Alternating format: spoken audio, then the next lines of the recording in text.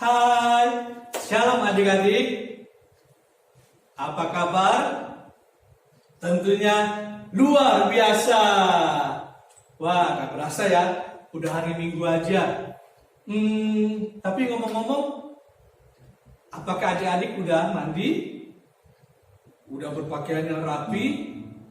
Udah siap-siap sama Alkitabnya untuk kita ibadah acik hari Minggu ini?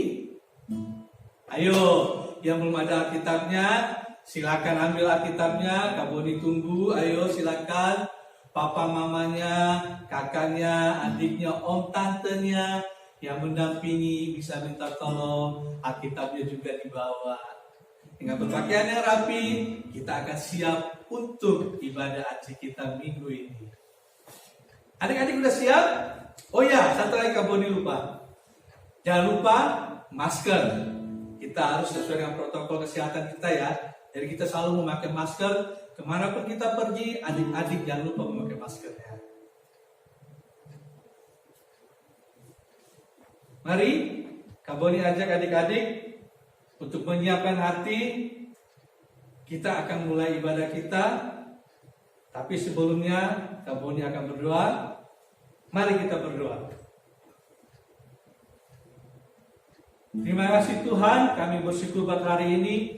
Terima kasih buat anugerah-Mu dalam kehidupan kami. Terima kasih buat kesehatan, kekuatan, nafas kehidupan yang Engkau masih berikan sampai saat ini.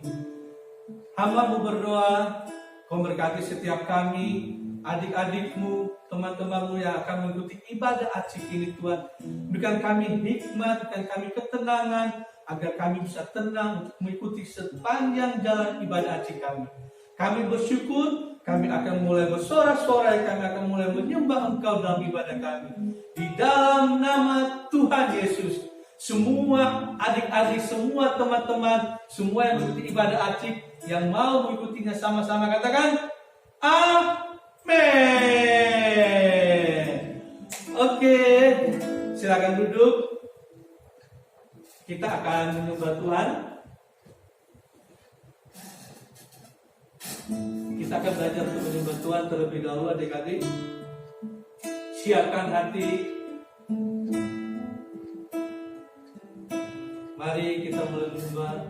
Angkat suara, katakan haleluya. Oh, haleluya. Karena-Mu Tuhan menyembah-Mu, sebab Engkaulah Tuhan kami.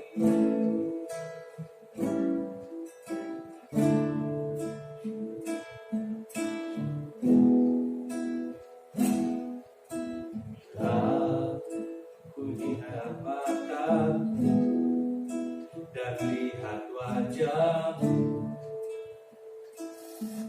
ku terkagum bila ku lihat hidupku dan karya tanganmu.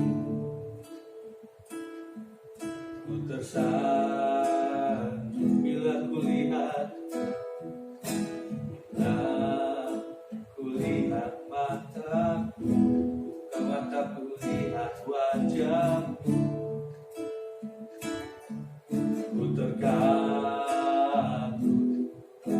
bila ku lihat hidupmu dan karya tanganmu.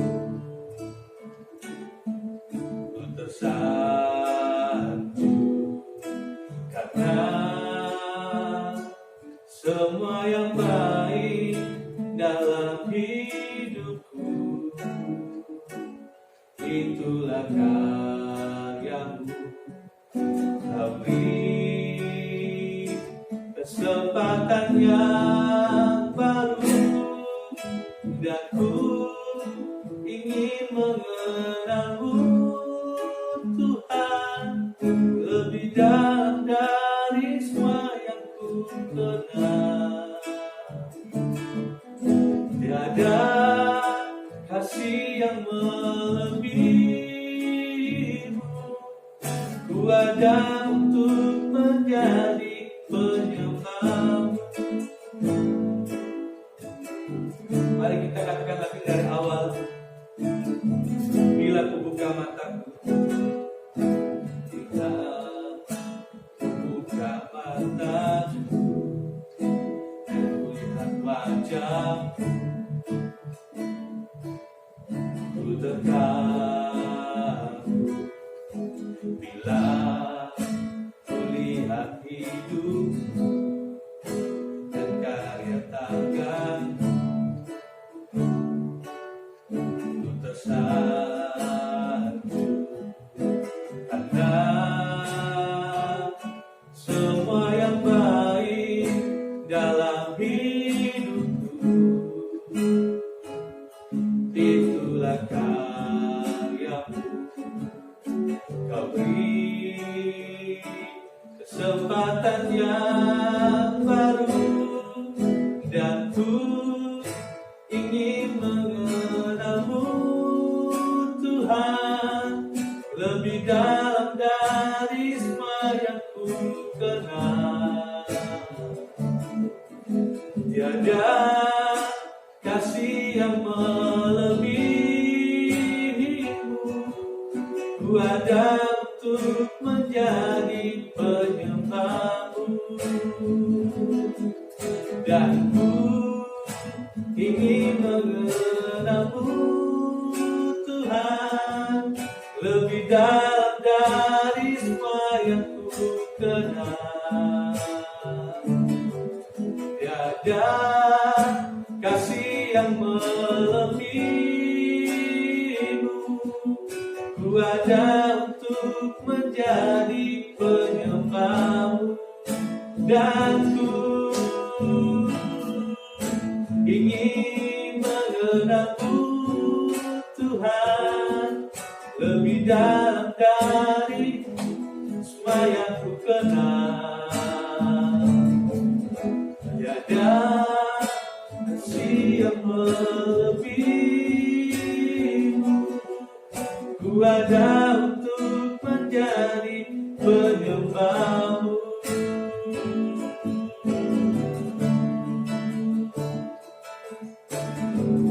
Haleluya.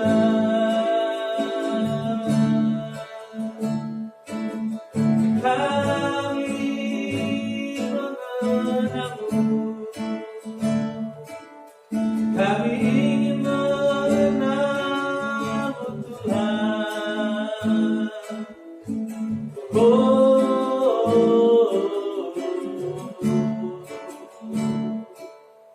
Haleluya.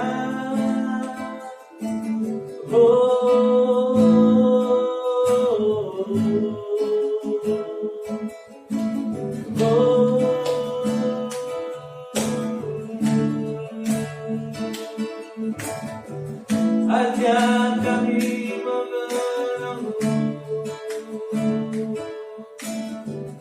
ajar kami bersekutu denganmu, bahwa hidup kami hanya untukmu.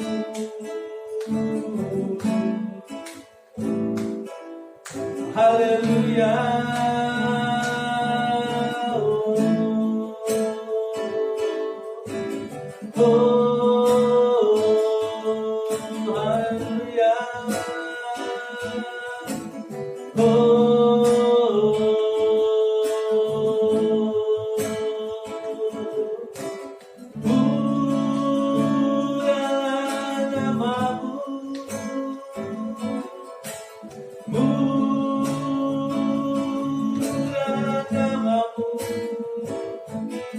Sebab Engkau Allah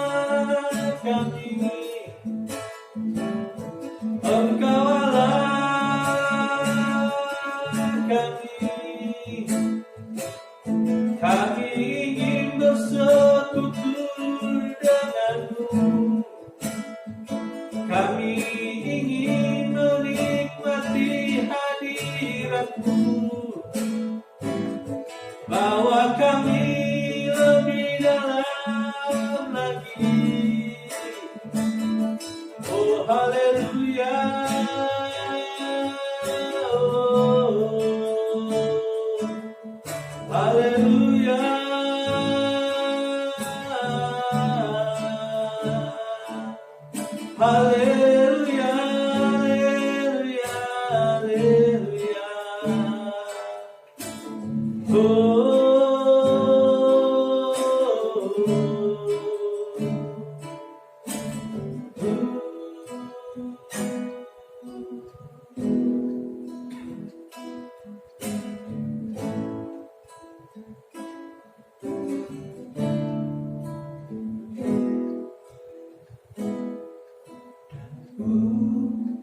Ingin mengenalmu Tuhan lebih dalam dari semua yang ku kenal. Tiada kasih yang melebihimu. Ku ada untuk menjadi penyembahmu, dan ku ingin mengenalmu Tuhan lebih dalam dari semua yang ku kenal. Tiada kasih yang melebihimu. Ku ada untuk menjadi penyembahmu, dan ku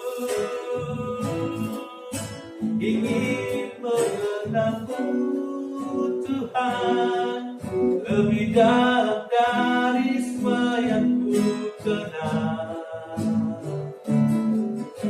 Tiada kasih yang melebihimu.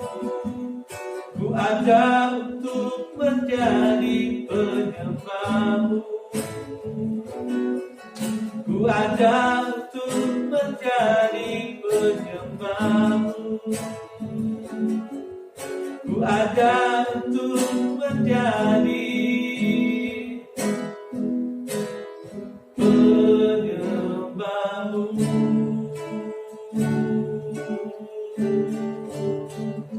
Haleluya, haleluya.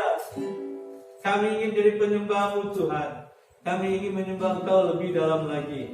Kami ingin bersekutu dengan Engkau. Kami ingin menikmati hadirat-Mu. Kami ingin bersuka cita di dalam Engkau.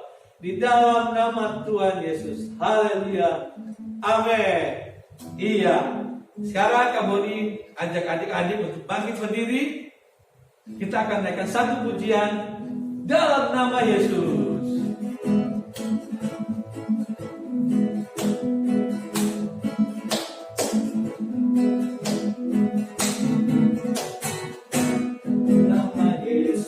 Dalam nama Yesus ada kemenangan. Dalam nama Yesus, dalam nama Yesus, iblis dikalahkan. Amin. Dalam nama Yesus, dalam nama Yesus ada kemenangan. Dalam nama Yesus, dalam nama Yesus, iblis dikalahkan. Amin. Dalam nama Tuhan Yesus, siapa dapat melawan? Dalam nama Tuhan Yesus ada kemenangan. Sekali lagi dari awal. Dalam nama Yesus, dalam nama Yesus ada kemenangan. Dalam nama Yesus, dalam nama Yesus iblis dikalahkan. Amin. Dalam nama Tuhan Yesus, siapa dapat melawan? Dalam nama Tuhan Yesus ada kemenangan. Dalam nama Tuhan Yesus, siapa dapat melawan? Dalam nama Tuhan Yesus ada kemenangan. Katakan ada kesembuhan, ada kesembuhan, ada pemulihan, ada pemulihan. Dalam nama Tuhan Yesus, siapa dapat melawan? Dalam nama Tuhan Yesus ada kemenangan.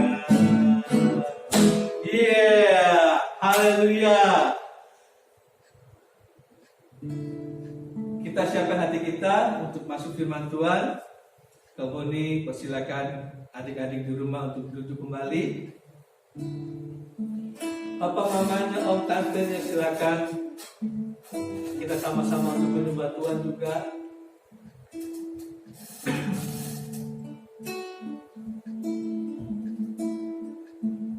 Mari kita menyembah Tuhan. Untuk menyiapkan hati kita mendengar firman Tuhan.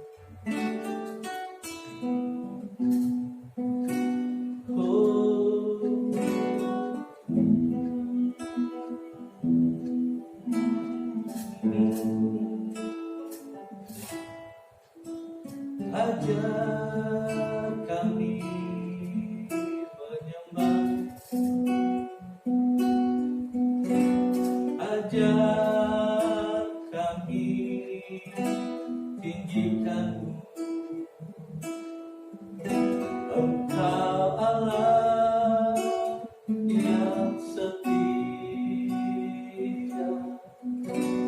Engkau Tuhan Juru Selamat kami, Engkau gunung batu dan perlindungan kami. Kami takkan takut, kami takkan gentar, sebab Engkau Allah yang menopang kami, yang menuntun kami ke air yang tenang, menyegarkan jiwa kami, memulihkan hati kami.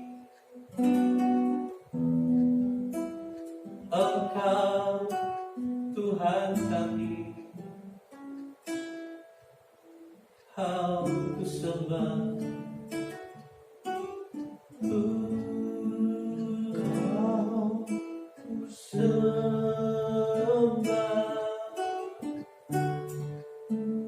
Kau ku sembah,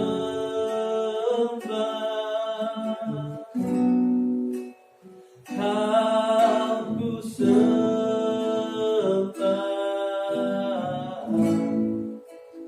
oh Tuhan.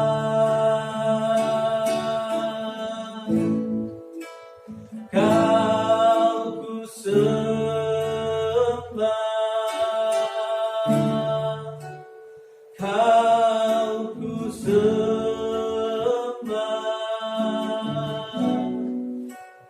Kau ku sembah,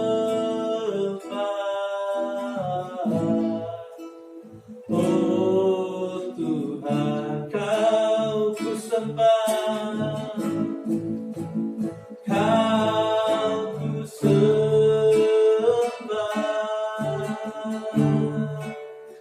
Kau ku sembah,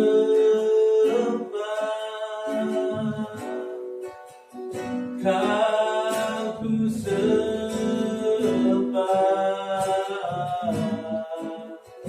oh Tuhan. Kami menyembah Engkau, Kau ku sembah,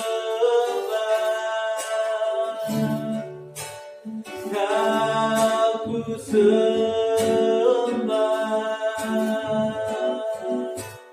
Kau ku sembah, oh Tuhan. Kami sembah Engkau, Kau ku sembah, Kau ku sembah,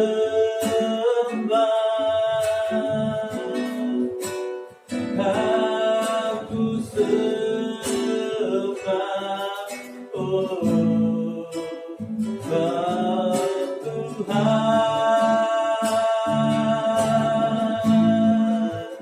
Kau ku sembah, kami menyembah Engkau Tuhan, kami menyembah Engkau Allah yang hidup. Kau ku sembah,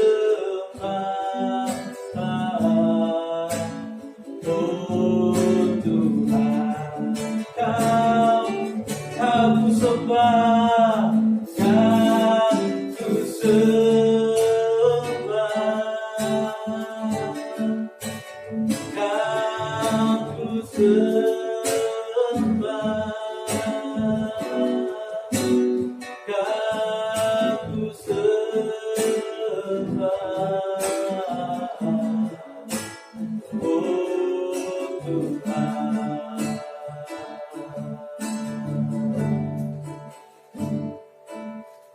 Kami sembah, kami menyembah Kau,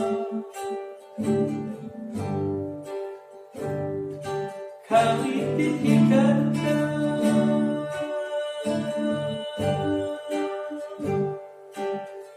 Allah yang kudus,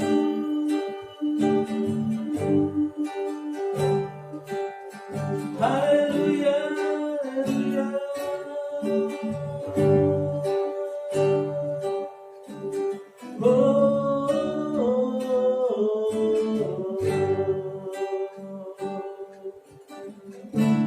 Sembah Engkau Tuhan, Kau Allah yang baik bagi kami. Engkau baik,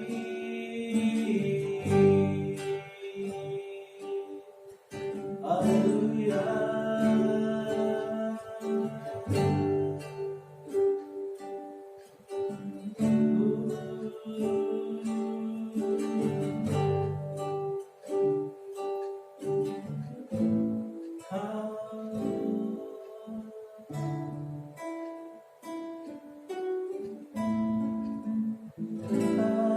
Kau ku sembah,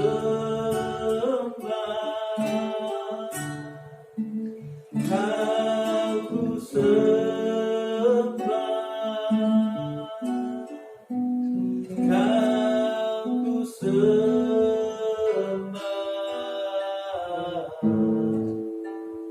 oh Tuhan. Benar Tuhan, kami mau menyembah Engkau. Ajari setiap kami untuk selalu menyembah Engkau. Ajari kami untuk selalu mencari wajah-Mu lebih lagi Tuhan. Biar kami mengenal Engkau, hidup kami bisa berubah Tuhan. Kami bersyukur, kami akan mendengar firman Tuhan. Berkati Kak yang akan menyampaikan firman-Mu. Berkati setiap kami yang akan mendengarnya, berikan kami ketenangan agar kami bisa tenang mengikuti firman-Mu. Di dalam nama Tuhan Yesus kami telah berdoa dan mengucap syukur. Haleluya. Amin.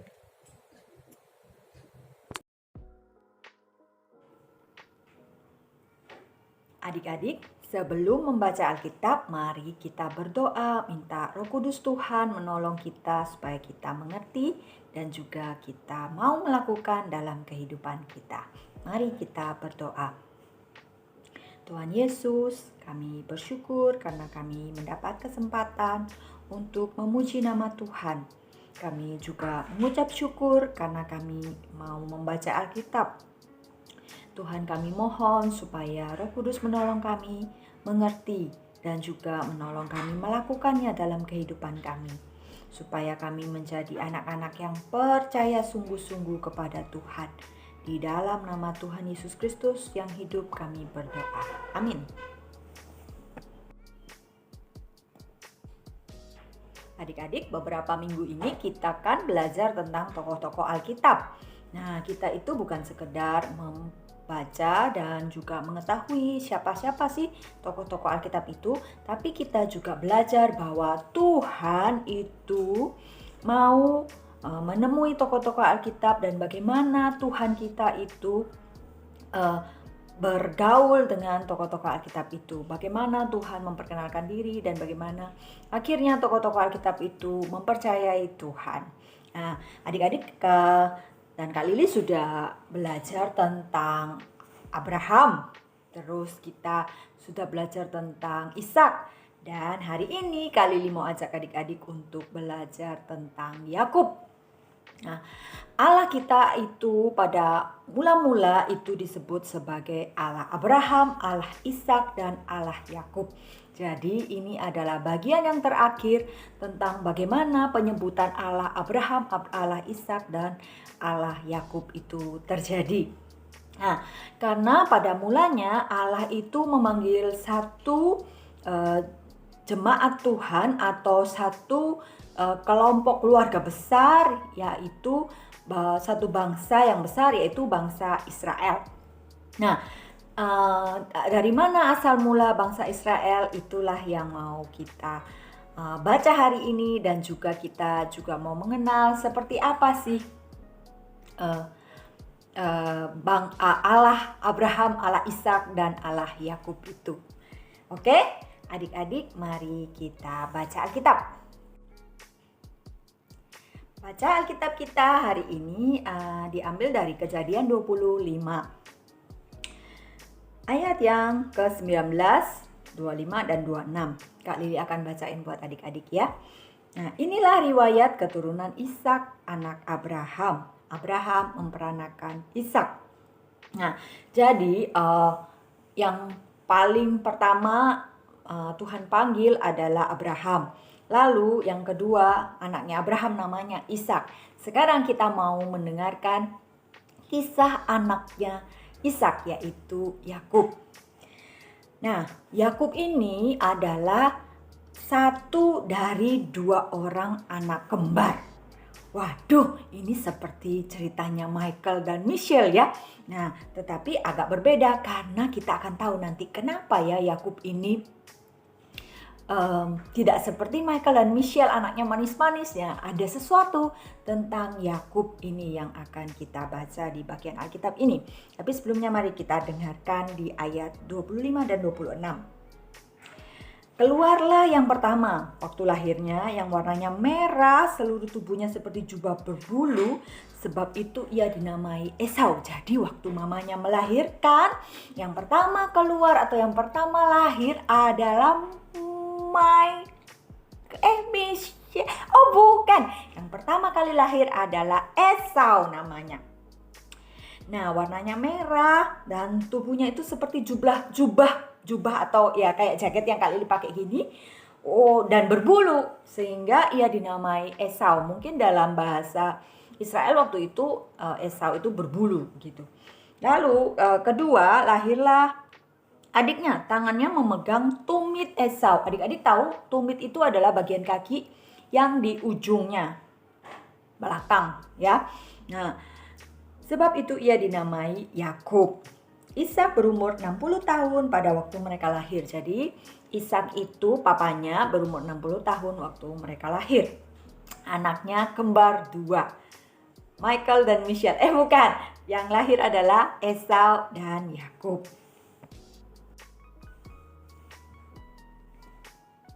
Ada 2 anak kembar, Esau dan Yakub. Tapi hari ini Kak Lili hanya akan bercerita tentang Yakub. Mengapa? Karena Yakublah yang dipilih Tuhan. Sehingga Allah kita itu dipanggil sebagai Allah Abraham, Allah Ishak, dan Allah Yakub. Ada apa dengan Yakub ya? Kita akan mendengarkan kisahnya habis ini. Yakub itu disebut juga atau punya nama lain adalah Israel. Jadi dia itu yang bapak yang pertama dari seluruh anak cucu orang Israel. Namanya Yakub itu sama Tuhan diganti menjadi Israel. Dan mereka adalah bangsa pertama yang dipilih Tuhan untuk menunjukkan hubungan antara Tuhan dengan umat manusia atau umat pilihan Allah. Nah, mereka ini bermula atau berasal dari keluarganya Yakub. Nah, Yakub ini punya 12 orang anak, banyak anaknya. Dan mereka itulah ke-12 anak itu yang menjadi suku-suku di dalam suku Israel. Tapi sebelum menjadi bapak-bapak dan menjadi umat pilihan Tuhan yang keturunan itu dipilih dan menjadi satu bangsa besar di hadapan Tuhan, Yakub ini juga adalah Yakub kecil, seperti adik-adik masih kecil, tinggal di rumah bersama saudara, bersama papa mama, dan juga dalam pengasuhan papa mama mereka.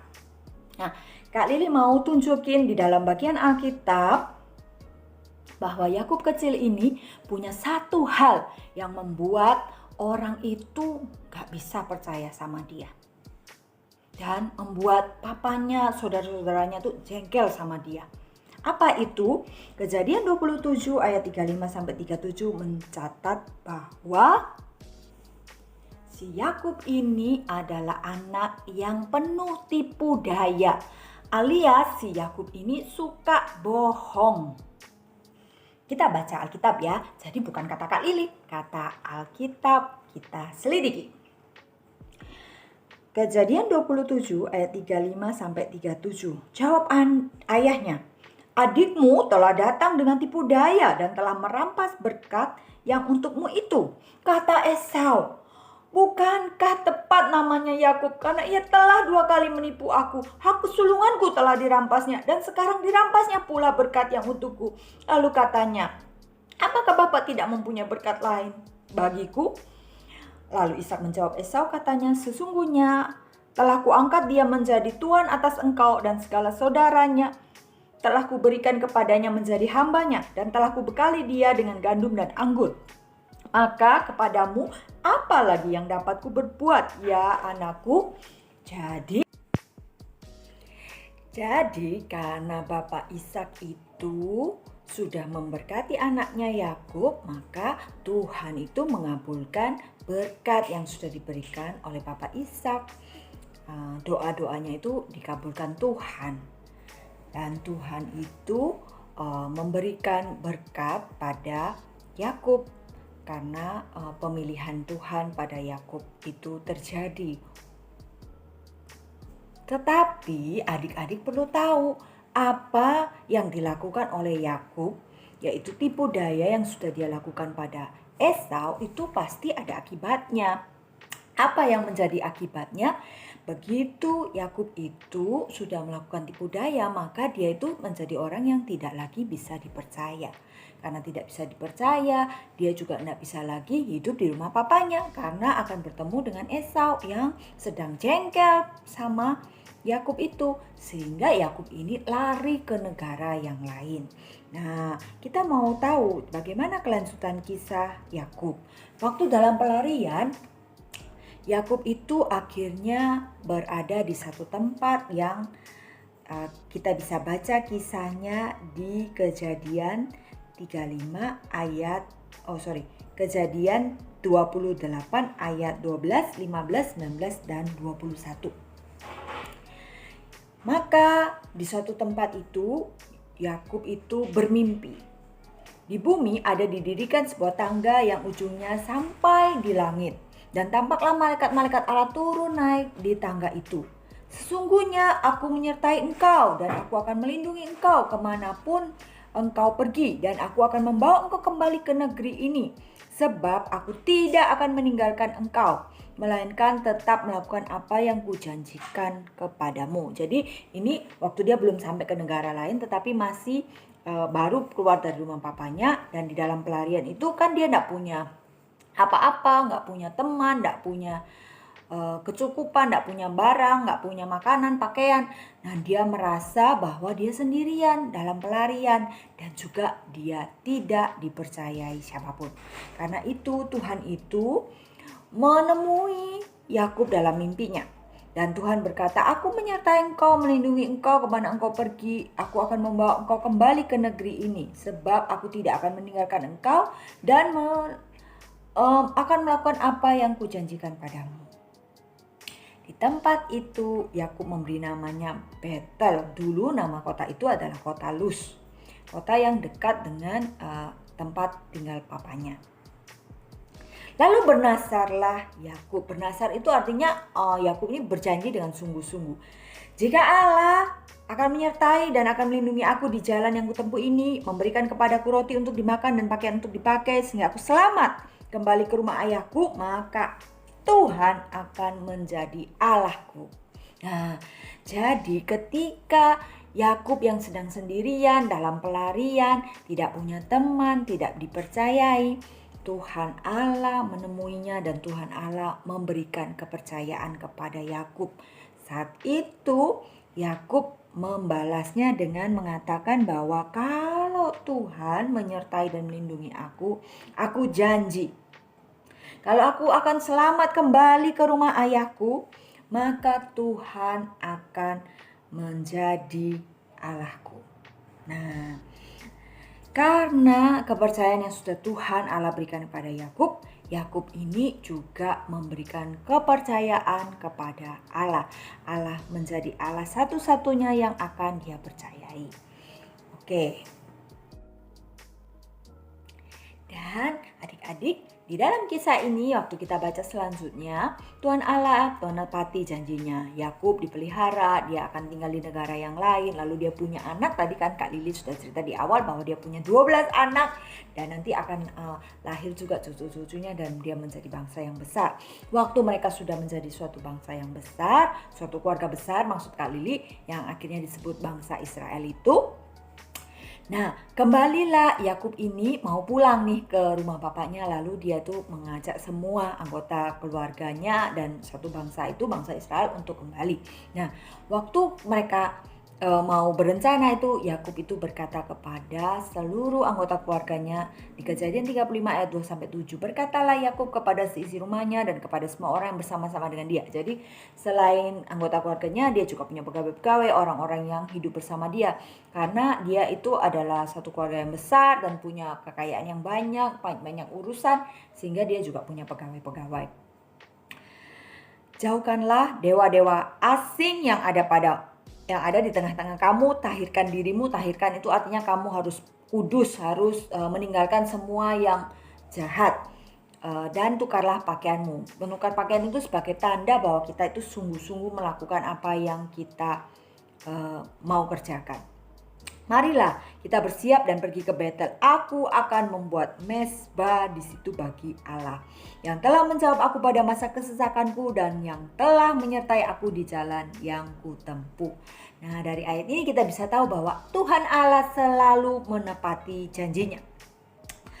Apa yang terjadi selanjutnya? Mereka menyerahkan kepada Yakub segala dewa asing yang punya mereka, anting-anting ada telinga mereka. Lalu Yakub menanamnya di bawah pohon besar di dekat Sikem. Nah, jadi itu ditinggalkan, ditaruh di Sikem, tidak dibawa untuk pulang ke negaranya. Jadi mereka itu betul-betul mau melupakan semua dewa-dewa asing, dan sekarang karena apa yang Yakub percayai adalah Allah Abraham, Allah Ishak, Allah Yakub, Allah yang kita sembah itu sebagai satu-satunya Allah, maka semua yang dewa-dewa asing, semua penyembahan berhala itu semuanya ditinggalkan di Sikem. Sesudah itu berangkatlah mereka dan kedahsyatan dari Allah meliputi kota-kota sekeliling mereka sehingga anak-anak Yakub tidak dikejar. Nah, ketika orang itu menguduskan diri, tidak lagi mengikuti Allah lain, tidak menyembah yang lain, tidak menyembah yang berhala, maka Allah itu dengan dahsyat kuasanya bekerja di dalam diri anak-anak Yakub. Lalu sampailah Yakub di Luz yang di tanah Kanaan, yaitu Betel, seperti yang sudah dinamai oleh Yakub, Betel. Dan ia dan semua orang yang bersama-sama dengan dia, didirikannya mezbah di situ dan dinamai tempat itu El Betel, karena Allah telah menyatakan diri kepadanya di situ ketika ia lari terhadap kakaknya. Oke, begitulah ceritanya Yakub. Dari bagian ini kita melihat bahwa Yakub juga menepati janjinya. Dari ayat ini menyatakan bahwa dia kembali membangun satu mezbah, menyatakan kepercayaannya dan penyembahannya kepada Allah yang sudah menemui dan mempercaya dia di waktu dia mulai keluar dari rumah papanya, lari dari kakaknya. Apa yang kita pelajari dari kisah Yakub ini? Yang pertama, bahwa Allah itu betul-betul Allah yang mempercayai kita. Bahkan ketika kita masih dalam keadaan yang berdosa, waktu kita masih suka berbohong, masih melakukan hal-hal yang berdosa di hadapan Allah, Allah dulu yang memperkenalkan diri kepada kita. Lalu yang kedua, kita belajar apa dari kisah Yakub? Bahwa kita itu ketika melakukan sesuatu yang berdosa pasti ada akibat yang harus ditanggung. Yaitu si Yakub ini dalam pelarian, dia harus keluar dari rumahnya, tidak punya jaminan keamanan, tidak punya jaminan pakaian, makanan, semuanya serba berkekurangan. Dan ketika Allah menemui, yang ketiga, ketika Allah itu menemui Yakub, atau Tuhan Allah itu memperkenalkan diri kepada kita, bagaimana respon Yakub atau bagaimana respon kita? Yakub itu ternyata menyatakan janjinya dan juga betul-betul sungguh-sungguh melakukan apa yang dia dijanjikan, yaitu dia berbalik, berubah, dia mau menyembah hanya Tuhan Allah. Karena ternyata Tuhan Allah itu betul-betul memenuhi apa yang dijanjikan. Pemeliharaan dan jaminan dari Tuhan Allah itu sungguh-sungguh terjadi dalam hidup Yakub. Oke, bagaimana dengan Kak Lili dan adik-adik? Apakah ketika Tuhan Allah sudah memperkenalkan diri kepada kita sejak adik-adik kecil, Tuhan Allah itu sudah begitu mengasihi adik-adik, memperkenalkan diri pada adik-adik? Mungkin ada orang dari keluarga kita atau orang-orang yang mengenal kita itu tahu ada bagian-bagian yang jelek, yang dosa yang kita lakukan, dan orang-orang itu merasa, aduh kita ini kok orang yang sulit sekali untuk menjadi orang yang benar di hadapan Tuhan. Tapi adik-adik belajar dari kisah Yakub bahwa Tuhan Allah itu tetap mempercayai kita dan memberi kita kesempatan untuk bisa kembali menyembah Tuhan Allah dan hidup dalam kebenaran. Dan juga kita itu bagaimana meresponnya, itu adalah pelajaran penting di minggu ini. Apakah kita mau menjadi orang yang sungguh-sungguh mempercayai Tuhan Allah, mau berubah dari hidup kita yang lama, yang ada dalam dosa, kita yang menurut orang-orang tidak bisa dipercaya. Maukah kita itu berubah menjadi orang yang membuktikan kepercayaan kita kepada Tuhan dengan berubah menjadi orang yang setia hanya kepada Tuhan Allah yang bisa dipercaya, seperti yang sudah dicontohkan oleh Yakub. Kuis adik-adik, kita sudah mendengarkan kisah Bapak Yakub. Kita akan mempersiapkan satu pujian. Kak Lili mau ini menjadi kuis kita minggu depan ya, bukan kuis ini berarti tugas ya. Minggu depan persiapkan satu pujian untuk Tuhan yang ada kata berubah. Jadi ketika kita mengenal Tuhan, mari kita berubah menjadi orang-orang yang bisa dipercayai dan bisa mempercayai Tuhan Allah dengan sungguh-sungguh. Nah, mari kita mengakhiri ibadah kita hari ini dengan doa. Tuhan, kami bersyukur karena hari ini kami boleh belajar dari kisah Yakub, Tuhan. Orang yang sebelumnya gak bisa dipercaya, tapi Tuhan percayai, Tuhan. Apa yang dikatakan dosa yang juga penuh tipu daya oleh keluarganya, Tuhan. Mungkin seperti kami, Tuhan.